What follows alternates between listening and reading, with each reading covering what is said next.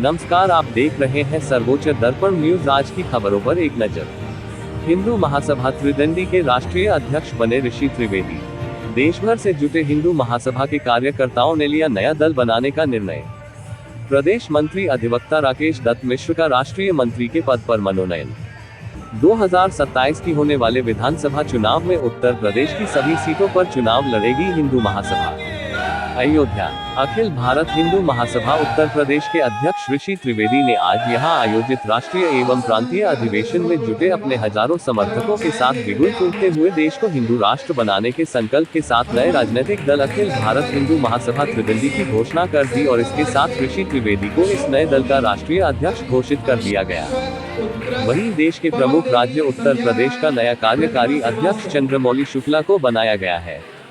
अधिवेशन में राष्ट्रीय अध्यक्ष चुने जाने के बाद ऋषि त्रिवेदी ने देश के सभी राज्यों के प्रभारियों की घोषणा जल्द से जल्द करने की घोषणा की, जिससे संगठन को संपूर्ण देश में तेजी के साथ आगे बढ़ाया जा सके।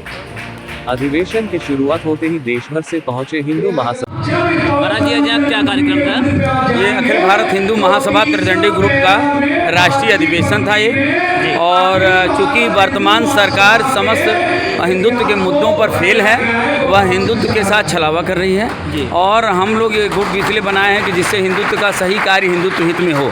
बांग्लादेश की परिस्थितियों को देख रहे हैं, अगर वर्तमान सरकार ने कुछ नहीं किया तो वही स्थिति भारत में भी होने वाली है, ज़्यादा दिन दूर नहीं है, क्योंकि हिंदुत्व का कोई भी कार्य, ना जनसंख्या नियंत्रण, ना हिंदू राष्ट्र, ना गौ माता का सम्मान, ना धारा 3 से किसी भी प्रकार का कार्य नहीं हुआ। हम लोग बहुत ही निराश हैं वर्तमान सरकार से, और इसीलिए कार्य करना पड़ा, ये बुलाना पड़ा मीटिंग, राष्ट्रीय अधिवेशन करना पड़ा, और इसको आगे बढ़ाएंगे। महाराज जी, जिस तरीके से देखा जाए, रोजगार को लेकर देखा जाए, तो रोजगार नहीं है लोगों के पास, छात्रों के पास, बिल्कुल इसके लिए बहुत समस्याएं हैं। अब देखिए, बिहार में तेजस्वी यादव आया और आते उसने 5 लाख नौकरियों का सृजन कर दिया, जबकि हम लोग सोचते थे कोरी कल्पना कह रहा है, वो हवा में बातें कर रहा है। क्या योगी जी ये काम नहीं कर सकते? क्या मोदी जी नहीं कर सकते? अगर वो 5 लाख कर सकता है तो 50 लाख 5 करोड़ कर सकते हैं, लेकिन करने के लिए इच्छा शक्ति का भी होना जरूरी है।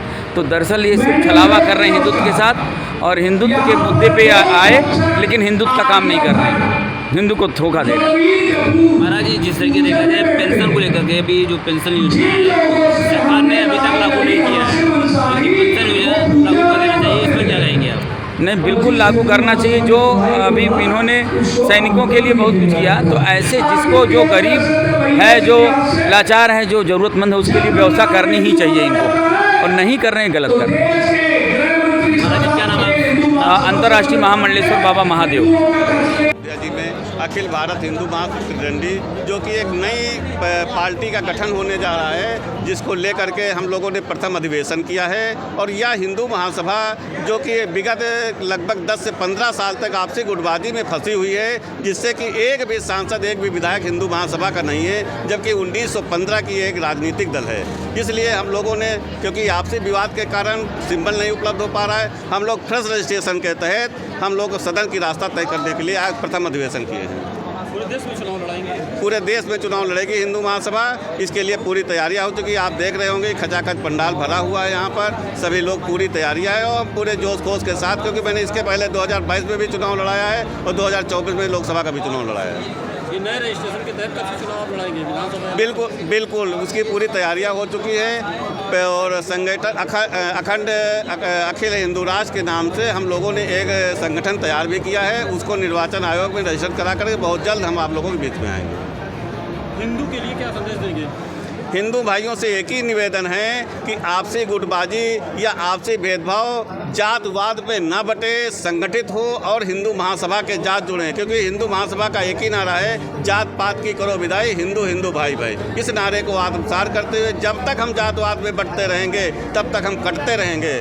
इसीलिए हमने एक नया निकाला है कि जो आरक्षण है वो आरक्षण आधार, मतलब आर्थिक आधार पर दिया जाए। जिनको आप राशन दे रहे हो उन्हीं को आरक्षण दे दीजिए। आपके पास पूरा डाटा क्लियर है कि कितने लोग हमारे देश में भूखे हैं, जिनको हम राशन दे रहे हैं उन्हीं को आरक्षण दे दीजिए। उसमें ब्राह्मण भी आता है, ठाकुर भी आता है, बनिया भी आता है, सभी प्रकार के सभी जातियों के लोग आते हैं। इसी प्रकार से जातवाद समाप्त होगा।